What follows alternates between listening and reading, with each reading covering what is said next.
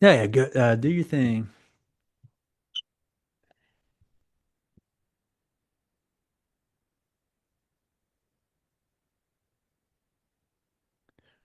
Redirecting.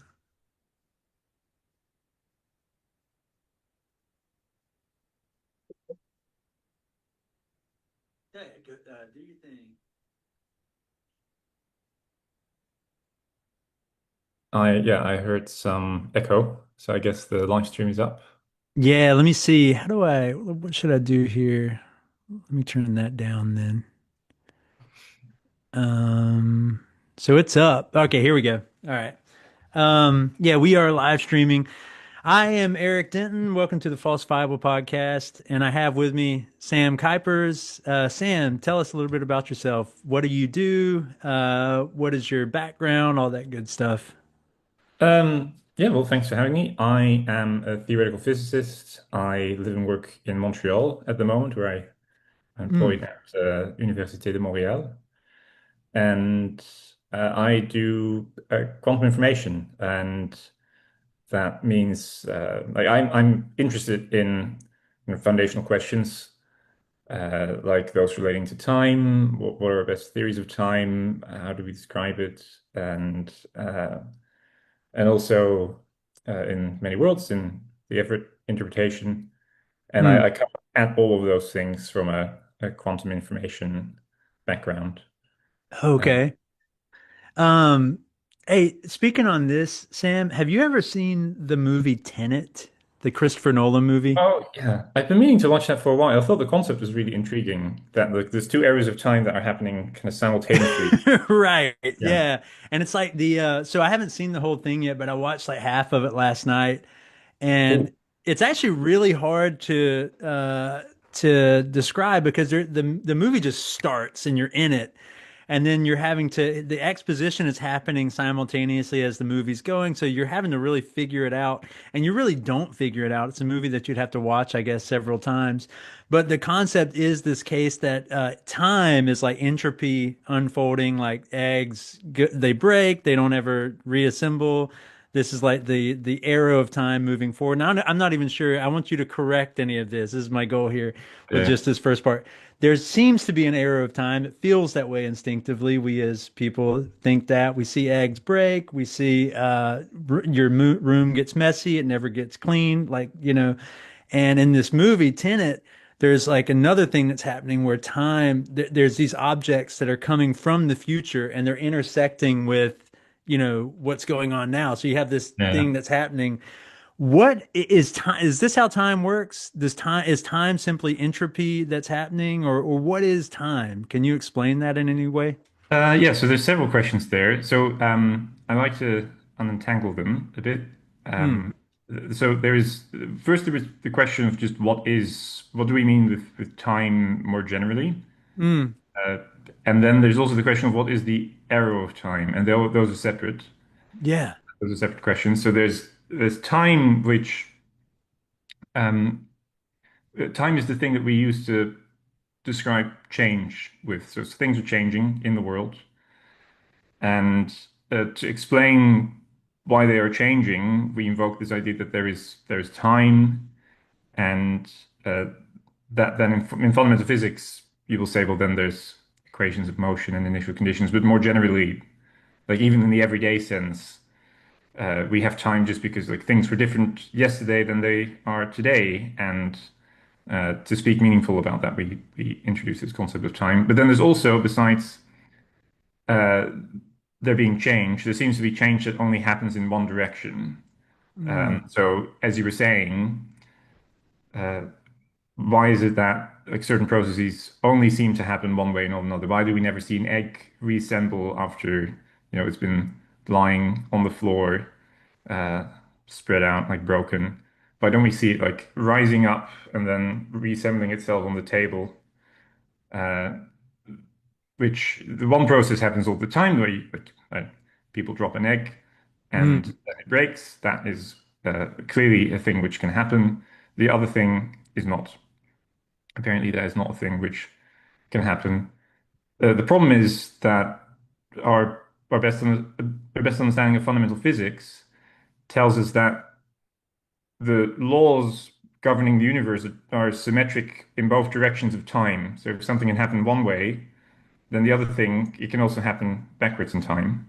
Mm, So that's known as the problem that's known as the arrow of time, the problem of mm, the arrow of time. So how can it be that although the laws of physics are time symmetric, there appears to be asymmetries in the things that can happen in the universe, like eggs reassembling themselves is not a thing that we would expect to happen. mm, Um, so that's a more specific problem. That's a problem that exists in thermodynamics. But then the thing which uh, is slightly more general than that was this idea of like what is time, even disregarding the arrow of time, even disregarding the fact that certain things seem to happen only one way. There's also just a question of like what is it, what is time, why is change happening in the universe, things like that.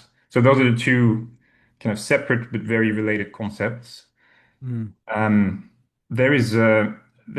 Speaking of Tenet, so this fits in quite nicely actually. It's almost like we set this up, but there's a book by Julian Barber called The Janus Point, mm, which is he the way he tries to resolve this tension is by saying, well, it might be that there's a point in the past where I think he calls it complexity was minimal. So it's kind of like if you go back to the Big Bang, and then you go backwards further than the Big Bang in his model, then in fact you're going forwards in time again in another direction. So it's kind of like you can imagine there's this point, and this is the Big Bang.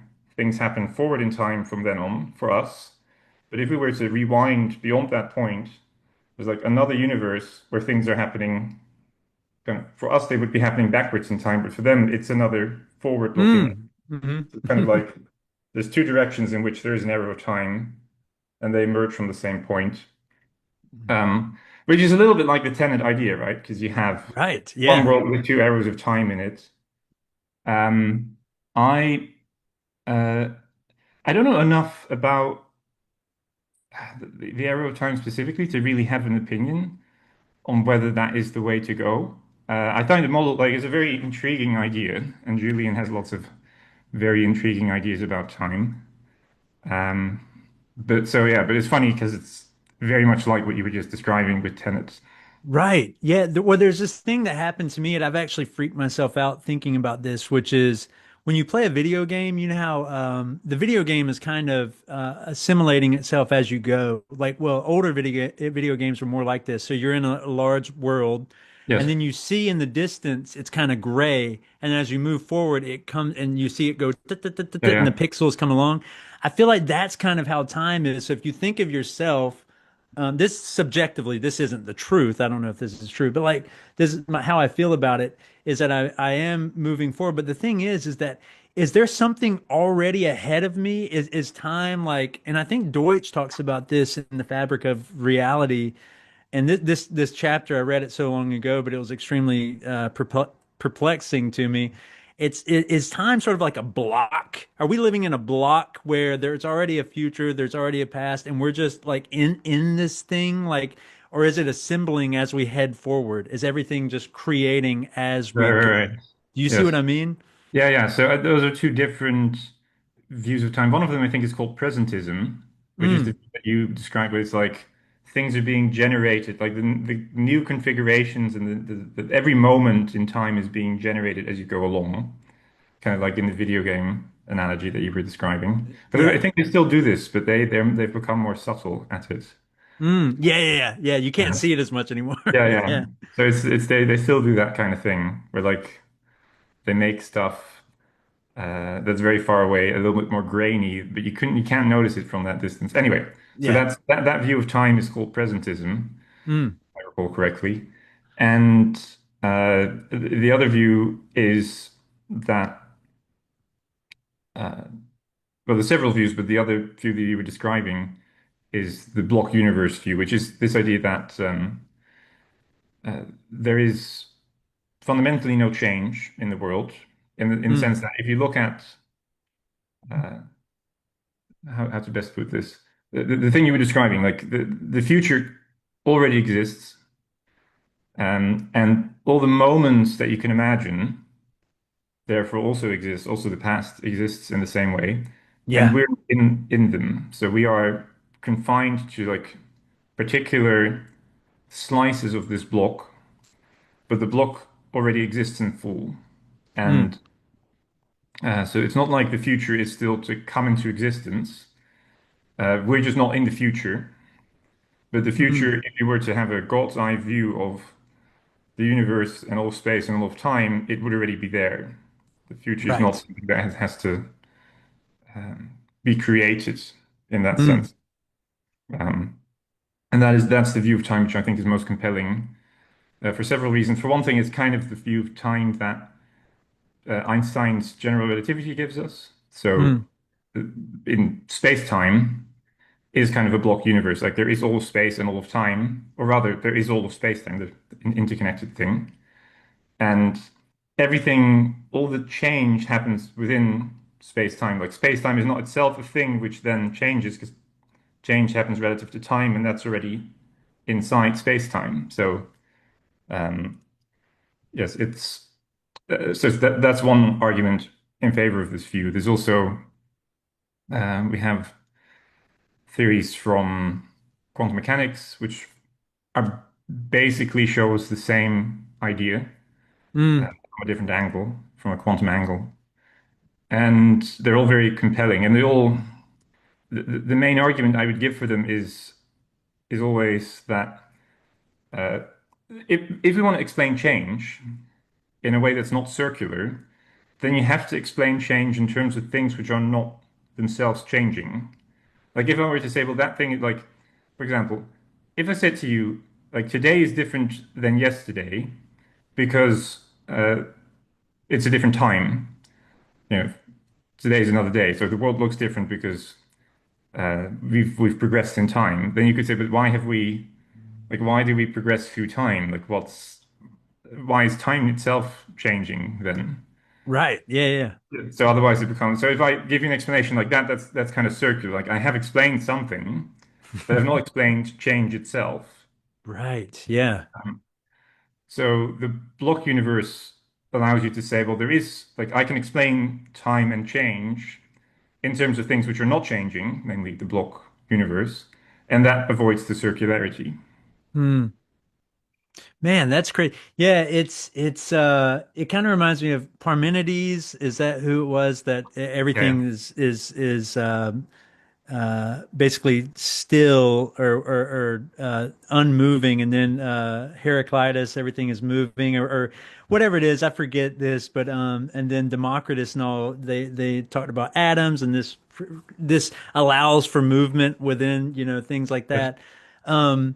Even back then, they were thinking about what we're talking about right now and doing these amazing guesses where they couldn't confirm any of this. I mean, they couldn't, there was no like falsification or anything like that at the time. But it's kind of cool to think that here we are in this in our time right now, still talking about what these guys were talking about. And it's not necessarily the same thing. They weren't like quantum physicists or they didn't know what atoms were or anything. But it is cool that they thought like, okay, there's tiny little particles everywhere, and we're yes. moving. They're colliding with one another, and this is what's forming this picture that we see.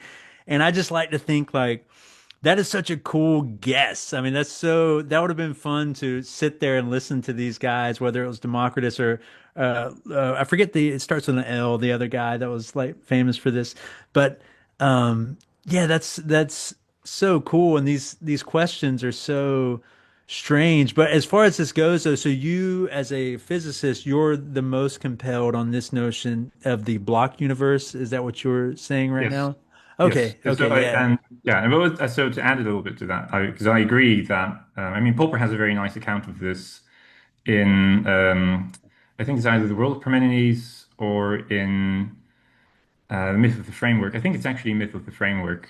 Mm, Comes to it, but so as you said, Parmenides had a theory that the world was unchanging, hmm that change was just our sense organs deceiving us. He was very, very into this philosophy, which I think is true as well, that our knowledge of the world is very limited in the sense that we have, well, our sense perceptions, our access to the world is limited. It's not our knowledge, but it's our ability to access the outside world through our sense perceptions is quite limited, and um, he was keen to say that change was one of these illusions. Mm. And the reason he thought that was because he had a very nice theory about the moon. So Heraclitus had this theory that the moon, he wanted to explain the waxing and waning of the moon. So the problem was why, it's kind of an odd thing if you look at the night sky. Why is the moon waxing and waning compared, like the sun is not doing that. The sun is rising and setting, but it's not doing the same thing as the moon is. And he thought that, Yeah, that it would be that's like, interesting. Yeah. yeah, it's an odd, it's a nice problem. It's a very, like, it's already interesting that they noticed Mm. this. And his theory was that it was like a bowl. So it's like there's a bowl with fire. So there's Mm. something, a cup with fire. And when the cup is turned away from you, you're not seeing the fire. And like as it's turning towards you, you see more and more of it, and then you see all of it, and then it turns away from you again. Yeah, yeah. Man, And, and that's interesting in itself. I mean, it's wrong, but that's a good, also a cool guess. Oh, yeah, it's but like continue there. yeah, it's it fits quite nicely, right? Like if you think about a cup rotating, and then um, it's an interesting guess. And Parmenides realized that it was just that the moon was being lit by the sun Mm. from. So sometimes the Earth was covering. I'm not sure. I've forgotten this a bit of it, but he realized that there was a that the moon was being lit from the sun, and I think he must have realized that the Earth was in between them or something. But now I'm hesitant to say that. But anyway, the Yeah. the main thing he realized was that the moon itself was not changing its shape. Mm. So the moon was a spherical object, and it's just that sometimes we saw different angles from it being lit up, and sometimes we saw the whole thing being lit up. So he realized this thing that we thought was changing was actually itself stationary. So he thought that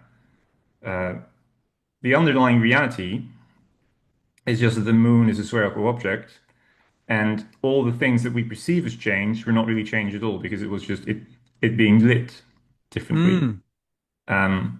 And he kind of thought of light as not being really a fundamental thing about the universe. He thought, well, it's just light hitting it differently every now and then. Um, and so from that, he generalized like, okay, all the movement that we see around the world, around us, is really just kind of a sense perception. Is we're just being fooled by our senses. And he had a cute little mathematical proof, or isn't he? Not really a mathematical proof, but he had a an axiomatic theory where he Yeah. said if things can move, like if you assume that the world is full of stuff, then which he assumed was necessary because otherwise there would be nothing, and there being nothing would be crazy. So anywhere where there would be nothing, you would immediately have stuff rushing to fill up the void. So there was no Mm. void. There was no void in the world. There was only matter. And then if the world is full of matter, well, then nothing can move because all the matter prevents the other matter from moving, Mm. and so therefore there can be no change. Uh, and one, so he overlooked several things, but again, it's like interesting that he had a little axiomatic theory. For one thing, it could be that it was like water. I mean, water is able to move. You have eddies and vortices and things, so that you can still have movement within a body of liquid that is completely filled up. Mm-hmm. And then Democritus, or Democritus, I never know which pronunciation. Yeah. Yeah.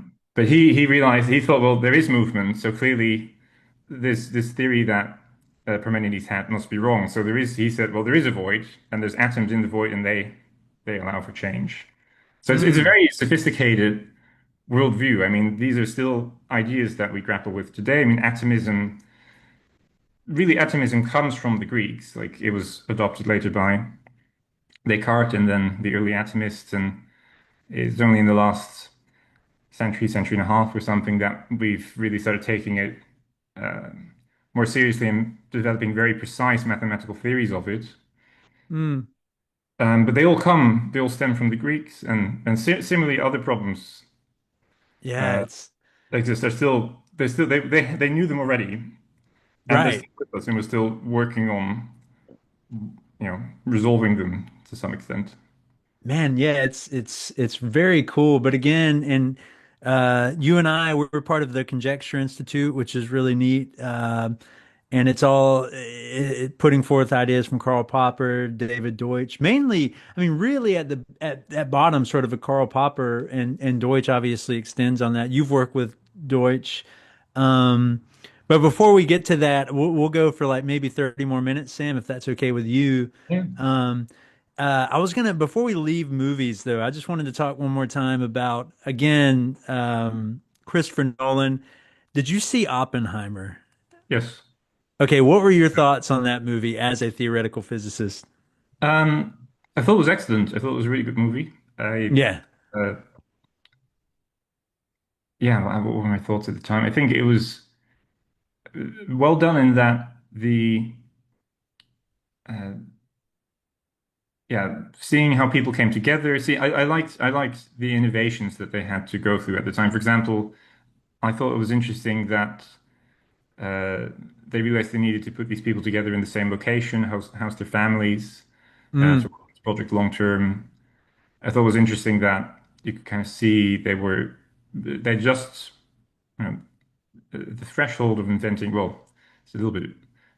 I meant to say that they were at the threshold of inventing quantum theory. Quantum theory had just come about, is what I should have said, mm, a couple of years prior to that, and they were working through all the ramifications of this new theory very rapidly, which is, of course, one of the reasons why they started thinking about the atomic bomb and the possibility that maybe the Nazis were building one. And I thought that was interesting that like the way that fundamental science was playing a really big role in several ways in World War II. I mean, Oppenheimer and the atomic bomb was one aspect of that. Alan Turing and computer science were another very important mm, aspect of the war. So it's very impressive. I liked a ton of stuff about the movie. I like the just the grandeur of it. Like Right, it felt yeah. so, it felt like it was a massive undertaking, and yeah, I think they depicted that correctly. That the way in which they were doing something extremely, uh, yeah, don't know quite how to describe like important or it's just a massive undertaking at the time. Yeah. And yeah, no, very fascinating movie.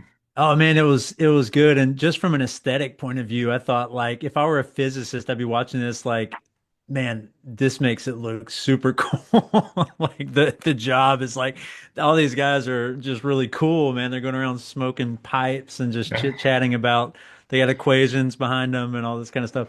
Um yeah, it's one of those things where people that aren't physicists, the thing that and I whenever I talked to Deutsch recently on the pod, um, the one thing that's frustrating, I think, for people like myself, as far as physics and science goes, is, and it's not really a super big problem, but people like myself who are not mathematically inclined, I almost have zero interest, sadly, in math, and yet I love science and I read books about physics all the time. But obviously, if you're reading popular physics books, all you're reading is analogies the whole time.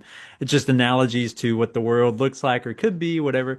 And it's almost frustrating to me because, like, whenever I look at people doing that stuff, or like Feynman or something, to my knowledge, I think he would like just for fun just be twiddling on his like the back of napkins and stuff, and this is just Yeah. fun to him. And to me, I just think like, oh my God, whenever I took like algebra, it was like a torturous affair. And like but I love science, and the sad thing, I guess what I'm getting to is that I try my best not to think of that stuff as magic, though. It's not, I don't want to think of it as like a black box that I never could attain. It's just simply, which it might, I don't know, but like, I think it's just the case that I'm just not completely fascinated with doing equations. Therefore, I have no interest in it. And I guess this will lead to a question, which is, do you find it interesting to do equations, or is it just like, or do you find math interesting in that way? Or Is that why you started down this path, or was it just like this a mountain that you just wanted to climb just because you wanted to understand the world? What was it that was, you know, because there's not many theoretical physicists out there. Your job is, I don't know the statistics or whatever, but I'm sure it's a limited field. But so what took you to it? Um, yeah, so I was always interested mainly in the physics, and Mm, physics was the reason why I was then interested in the mathematics that you had to use to build physical theories with. More recently, I've learned to appreciate like very pure mathematics for its own sake. There's a great mathematician, Paul-Raymond Robichaud, who also lives near Montreal. Had conversations with him. I think he's also part of the institute. okay. Um, he uh, yeah, has persuaded me that even very pure mathematics is important and interesting. Not that I was completely unpersuaded of that before, but just he pressed home to me the importance of that. Um, yeah, but the sad thing I always think is that the people who are not interested, like the main, whenever I tell someone I'm a theoretical physicist, they always tell me, okay, well, that interesting. I always hated physics in high school. That, Right. Yeah. Yeah. which I think is such a shame because I don't really know why we put people through that. There's not much that you need to know about theoretical physics, if anything, really, to go about your daily life. So Mm, that always seems a bit odd to me.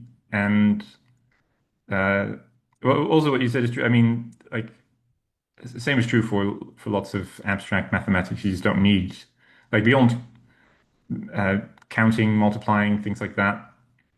Having a basic understanding of real numbers, decimals, things like that. You don't really need mathematics that much in everyday life. Like as soon as hmm you reach that point, which you reach at some point during primary school, everything else, like I'm not sure anyone will remember or need to remember, even if they do remember it, the stuff that they learned in Or high school. imaginary numbers, this whole thing. I mean, Yes. what is that all about? Like, I got to Yeah. that and I was like, what? I mean, and again, I'm like, I hope to God Feynman or somebody's using this because if not them, who? I mean, that's my question. Yeah. Well, But you imaginary know, numbers are actually they are actually very important again, but in theoretical yeah, physics. So in theoretical yeah, physics, they're used all the time, and they yeah. you cannot do quantum theory, for example, without imaginary numbers. The name imaginary numbers is also a little bit unfortunate. Misleading. Yeah, they're not Yeah. imaginary; they are like perfectly real numbers. That uh, well, Mm, they're I shouldn't confuse people, but they are uh, real in the sense, not in the sense of the real number line, but they are real in the sense that there's nothing uh, that is fake or it's not magic. They're just another kind of number. right. Um, Yeah. That so name is kind of unfortunate. yes, Yeah, so that's cool. So but as far as what is the day in the life of, if you could, this may be extremely hard. By the way, whoever's listening to this or watching this, it is Sunday, July 13th, and I am asking Sam Kuypers on the fly crazy questions kind of in the morning here, so he was kind enough to do this.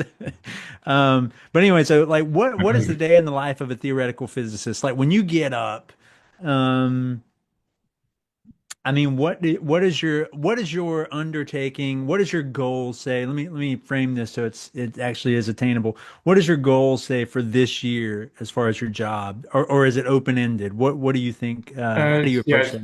reasonably open-ended. So um, I typically when I get up, I do some. I don't know. Have you heard of space repetition? This is my latest like hobby horse. Again, that's the thing that I learned from Paul. Hmm. It's a way of making flashcards about certain topics. It can be about mathematics, can be about French or other languages and things like that. Hmm. And then the software allows you to review them. So I typically do math reviews in the morning, and then I will go about my day. I will try and work on papers. I will try and read textbooks to learn more material. So um, yeah, it's a combination of like on an average day, it's a combination of reading stuff and writing and then answering emails and things like that. But that's like common to everyone, I think. And Right. um, but that is if I'm not traveling. So there's also conferences, attending conferences, giving talks and things like that. But it's a little bit more unusual in the sense that that's not really uh, day-to-day life that happens once every couple of months or so. Hmm. Do you teach at all?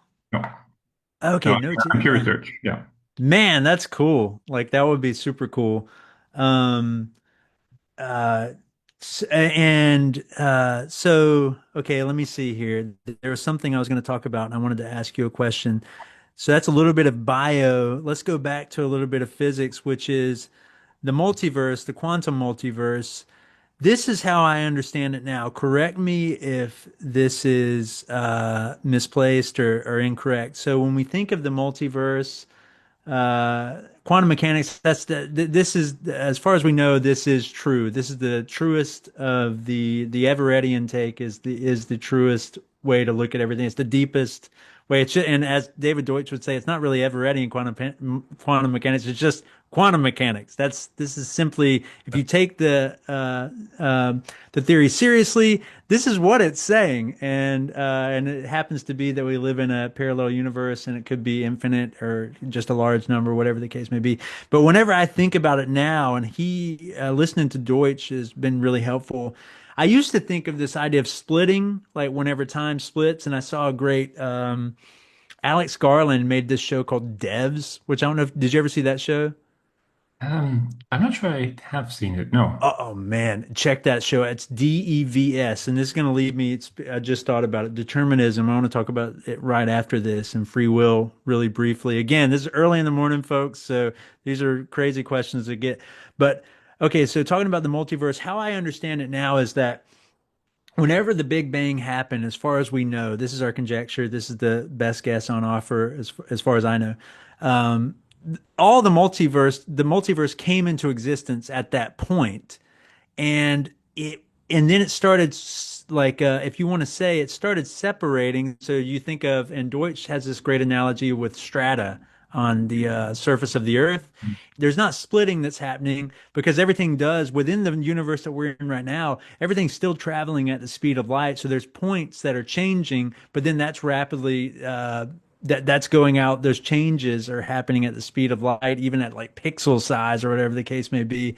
And all of that's happening simultaneously. So you're getting this stratified situation where, if you were to look at it, if you could potentially make it conceptual, it's like there's like an Earth, and you have some here, and it's getting a little fuzzy here and there. Am I on the right track with when thinking about this, or is this Yes. off? Yeah. So it's true that the splitting is a little bit misleading. Thinking of Hmm. things splitting is misleading because, for example, in that way of thinking about it, one question people often raise is, okay, but then where is the additional mass and energy coming from? If Mm-hmm. that isn't just appearing out of nowhere. And so it's better to think about it as there are already, for example, multiple copies of all the systems in the room and in the universe in general. So there's multiple copies of you and me in particular, and many of them are the same. So they're identical. They're completely interchangeable. And then some of them become different from some of the others. So it's not that mass and energy has to come into existence. It's already there. But they're all these copies are the same initially, and then they start to differentiate. They start to become different. They branch, as uh, is the kind of current terminology, and um, or yeah, that also maps onto this idea of the strata. So you have layers of Earth, but it's not that Earth had to come into existence for that. All of it was already there, but some of the layers are different. Mm-hmm. The others after time has elapsed. Um, and yeah, and you had another question which I now forget. So that was one part of what you were saying. So it's true that these analogies are correct, and then I forget the other part. Sorry, can you Uh, remind me? Oh, I think that honestly, I think that that was it. I just wanted to make sure that my framing Hmm. of this so far is correct. Now, and because for the longest time, I thought that I was under the assumption that what was happening is, there was literally a splitting that was happening, and then this, and that was put to bed whenever I listened to Deutsch talk about this, and he said, no, no, no. He was like, this all came into existence at once, but it Yeah. was. It was like at the same time. It could have been infinite, but then they started separating a little bit. And then you have this effect of like if you were to look at it on Hmm. the screen or a screen, it's like it's sort of an undulating thing. I would think. I mean, again, this is kind of impossible to conceptualize, but so no, that's fascinating. So this is the other thing I was going to talk about, and I just mentioned Devs. Whoever is watching this, if you haven't seen Devs by Alex Garland, I think it's on Hulu. It's a great show. It's only like 10 episodes, but it deals with free will and it deals with the multiverse. And Alex Garland, to me, as a director, he did Ex Machina, which I think is probably Oh, for my money, it's the best take on AI. That whole question, like in a conceptual form, I thought it was great. I thought it was just a great movie, even if it's wrong in a lot of ways. I thought it was fantastic. Um, but okay, the idea of free will.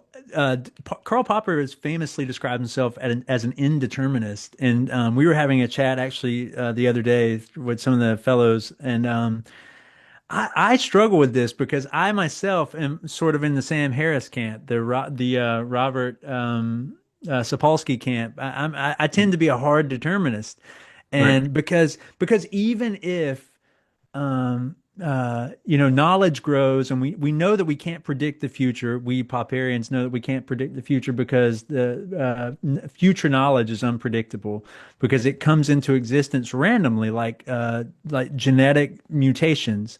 They happen randomly, and then natural selection is able to do its work, and it disregards or continues. And this is how knowledge works. If you want to analogize it, a new idea comes in. If it's good, it somehow instantiates itself. If it's bad, it eventually, hopefully at least, it disregards itself and goes away. But I think that so let's say that we can't, even though we can't predict the future because of the unpredictability of the future growth of knowledge. I think I still think that it doesn't make sense to say that indeterminism plays any role Hmm. here because you're still a product of everything that came before. And this is great to kind of like wind down our conversation because now we're going back to this era of time situation. But uh, I can't get around the fact that no matter what, I am a product of just a few seconds ago, and I'm a product of my genes and my socioeconomic situation, my parents' situation, maybe somebody got slapped along the way, like, and then it completely, screwed up their life, and then somewhere down the road, I came out as a product Hmm. of that. Again, like, what is your take on this? Like, what do you have a stance on this whole determinism, compatibilism? Debate, and I would be so curious as to hear it. What do you think, Sam? Yes. Yeah, so there's several points. So one of them first is, yeah, I'm a kind of compatibilist. The view Popper held is always confused me a bit because he seems to want something from fundamental physics that you just cannot get. Like he taunted Einstein for believing in the block universe and called him, I think he called him Einstein Parmenides. And to say like, well, that this view is just untenable. But I think, in fact, the block universe theory is correct, so that future states of the universe already exist. Mm, Um, but what is true? So also, I should say we don't have uh, a a very fleshed out theory of what free will is. It seems like it has still lots of open problems, but my my case for it would be that uh, if you consider the problem situation, so all the things you were just describing mm, add to a problem situation that someone has. So you could have. a problem situation caused by prior events. Uh, but our theory of knowledge doesn't say how the problem will be resolved. So from the point of view of knowledge, it's, knowledge creation is not a deterministic function which, given some input, will invariably produce a certain output. All we have is there's a problem situation, and then we can use creativity to solve that problem in, as you said, a completely unpredictable way. So there's no, I think, and this is where I think we should try and define free will, Mm, not at the level of fundamental physics, as I mean, we're not going to do away with determinism in fundamental physics. mm-hmm, At the level of problem solving, there is no algorithm or mechanism which produces a specific output given the problem situation that someone is in. So there is freedom there. For example, there's freedom in what theory do you adopt? The theory of knowledge doesn't actually say which criticisms and which theories you should prefer. It leaves that up to you. I mm, mean, obviously, the things which have better explanatory power should be preferable, but even that is not a thing which, it doesn't have predetermined criteria for what those things are. So there's freedom at that level, and uh, I think that's roughly what free will is. It's our free will is our creative capacity to create new explanations and to solve problems.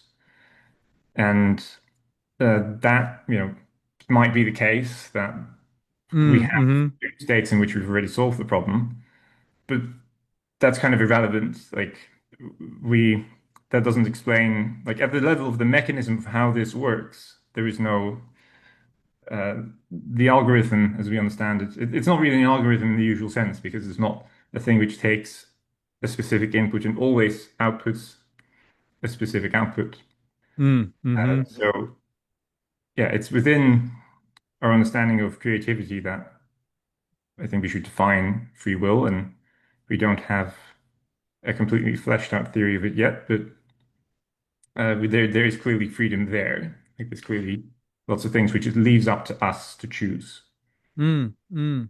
Yeah, that is kind of a compatibilist look on it, which is Daniel Dennett wrote so many books about that, or at least three. He kind of talks about it in every one of his books in a Mm. way, but um, these degrees of freedom is what he talks about, and like and what kind of free will do you want, even if you live in a determined universe.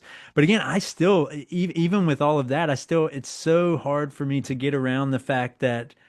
Um, Even random things or things like that still doesn't solve the free will problem. It's not, but then again, maybe I'm wrong. Maybe is it really a problem? I guess it might not even be a problem. It might just be it's just I think I just want to feel like I'm free. And yet when I truly think about it, I'm like, ah man, I cannot get around the fact that I feel like a product of so many things. And the harder I think about it, the more I mean, it can be a little bit frustrating. You know what I mean? And especially if you're into like science and stuff, if you're like religious or whatever, you believe in Mm. libertarian free will, that gets you out of the whole ball of wax in your mind. You're not really out of it. But like, um, yeah, it's just it's a frustrating it's kind of a frustrating topic, and I know that a lot of people tend to just veer away from it because at the end of the day, and I'll ask you this about it, do you think that there's any is there is there any real sense in trying to figure that out, Sam, or is it just Yeah, sort of yeah, something that we oh, okay, yeah, I yeah, think it's yeah, important. I think it's an important oh, question. okay, Like hmm, it's an interesting topic. It's an important question. It's the fact that it stumps people and seems to cause confusion is itself a reason enough to investigate it, right? So, yeah, like anything that anyone is confused about mm. deserves to be investigated. And I guess from a moral standpoint, it definitely holds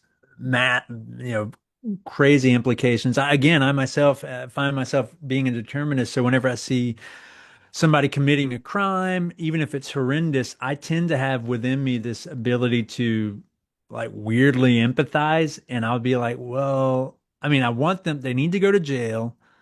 A, because they're, they're harmful to society, whatever the crime was, completely, they need to go to jail. But on the other hand, I'm also thinking not like a barbarian back in the day where we need to draw and quarter the person because I'm like, there is no, there again, there's sort of a product of crazy brain stuff and maybe something Okay. happened to them. It's a difficult, it's morally it's has implications. Yeah, so I actually sympathize with that sentiment. The way I think about that is that, well, for one thing, prison is kind of a harsh and rudimentary device. Like we Hmm. is that we have a bad history of this kind of thing where people used to be tortured to death, and uh, preferably we would have forms of punishment which are they aim to reintegrate people into society and things like that. Mm. Um, both because it is a tremendous cost to them and also to us. And uh, yeah, there must be better ways of doing this. Again, that I think that you can have that point of view that there should be better ways of uh, punishing people or of reforming them or of making sure that they will not commit the same crimes again Mm. uh, than what we have now. But at the same time, say, well, they are in fact uh, liable for the damages that they cause. So, for instance, there is a difference between someone, uh, let's say you have a case where someone is driving a car and their brakes malfunction, so they cannot brake, and then they hit another car. Hmm. That case is different from the case in which someone was trying to flee the cops because they committed a robbery, or a case in which someone is just speeding because they are enjoying it. Like in Hmm. the one case, you can say that it really was not up to them anymore whether or not they could brake. Like they are liable, perhaps because they did not take proper care of their car, but at the moment that they could not brake anymore, they didn't matter what they wanted to do, they just literally could not brake. Whereas in other cases, like trying to escape the police and in trying to, or just in reckless driving cases, they are responsible because it is their choices which are driving their behavior and Mm. driving uh, it's part of why they drive the car into another person or into another car or whatever. So there is a difference between really being unable to choose differently and freely choosing to do something. Same with when someone is being coerced, say, like if you have a gun pressed to your head and you're being asked to do certain things, well, at that point, you are no longer free to do as you want. You're being coerced into performing certain actions, like maybe giving up your wallet or whatever. So that, Mm. and there are meaningful distinguish. You can meaningfully distinguish between these cases. I think law has distinctions for these, how to treat these cases separately. And morally, they are also distinct because, again, people could, there are cases where people could clearly act differently. And there's cases where, like, if the brake of your car is malfunctioning, then you cannot brake, you cannot prevent the car from crashing into another one. Hmm. And It yeah, that factors into our thinking about free will. Like, because in a way, if you say, well, there is no such thing as free will, then every case of someone driving into another car is like the brakes malfunctioning, but that also does not quite make sense. Right. Yeah, it's the well that's while you were talking, I was sort of thinking like again, like I struggle with this because I'm like, it's all kind of a case of it's the malfunctioning brakes all the way down, like turtles all the way down. Yes. And because even the person that's holding the person up in that situation in that hypothetical situation, the robber is like a malfunctioning brake all the way down in a sense. And this is the again, this is my conundrum, and it's like I feel like I'm on a when I think about the free will stuff and determinism and compatibilism, I feel like I'm like a record that's skipping because I Mm, can't. It's like, oh man, I want to be. I mean, at the end of the day, I just operate in the world and it doesn't bother me and nothing bothers. But if I just sit here and think about it, I'm like, I tend to, I guess, live my life like Daniel Dennett, mm, yeah. describes. However, when I truly think deeply about it, I'm like, on the other hand, I'm really just a product of the universe who is operating and I don't know why I'm doing what I do. I mean, I do, but again, you get into this crazy thing that happens. Yeah. Um, but yeah, So, so go ahead. uh, I'm sorry, Sam. Yeah. yeah. So, well, again, one other thing to say in that case is, and this is also a little bit paradoxical, I suppose, but uh, if you are a determinist, then you can also say, well, the reason why we put people in prison is because it deterministically, or at least very reliably, prevents further crimes from happening. Hmm. That's the other. I mean, that is there's some tension there because on the one hand, uh, people who are in favor of the free will theory, of the idea that there is free will also say, well, that's why we need to put people in prison because it's the consequence of their freely chosen actions. But Mm, the other side of the coin is that you can say, well, uh, we know that if you impose costs on certain actions, then that will pretty reliably deter people. mm, And mm, so, even as a determinist, you can say, so therefore, by imposing these costs on them after the fact, you are changing their behavior, but it's still compatible with determinism. Because, right. Yeah. Again, it's like, and what you just described is how I think about it. mm, And, but it's weird because you put it this way, I wouldn't have this conversation with anybody other than people that like are into philosophy or into like stuff like this because other people just on the street would be like, "What are you freaking talking about?" Like it's not like a normal people are like and on a jury pool, they're not I mean it's a little bit hard to persuade people with these kinds of arguments unless they're like adept with philosophical thinking.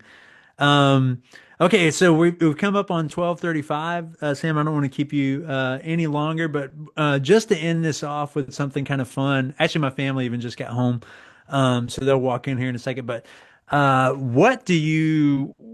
what do you like to watch right now? Or what is on your watch list if you're going to Netflix or anything like that? What is your thing? This is just to end sort of a fun thing. right. Well, I've just finished watching The Rookie. I don't know if you know that. It's Oh, with Nathan Fillion. Who okay, yeah, yeah. How's that? I really enjoyed it. I binged all of it with my girlfriend, and Oh, that's uh, I, cool. yeah, I liked it a lot. Cool, And cool. um, yeah, I don't know what else I'm watching at the moment, to be honest. But The Rookie was excellent. I recommend The Rookie. That was great. Mm. I yeah, Nathan Fillion I liked from Firefly, and it was nice to see Oh him yeah, yeah, yeah, yeah, in yeah. Firefly Castle. Castle's another show which I enjoy a lot. So Okay. so this is like my latest Nathan Fillion show that I could binge. Man, well that's cool. That's good to know. All right, Sam. Well, yeah, my family just walked in the door, so this is a perfect time to end here. This has Oh, been awesome. And everybody again, check out the Conjecture Institute dot I don't even know if it just Google Conjecture Institute. I don't know what the dot is, but it's an org or a com or whatever. Anyways, though, awesome to talk to you, Sam. This is the okay. Falsifiable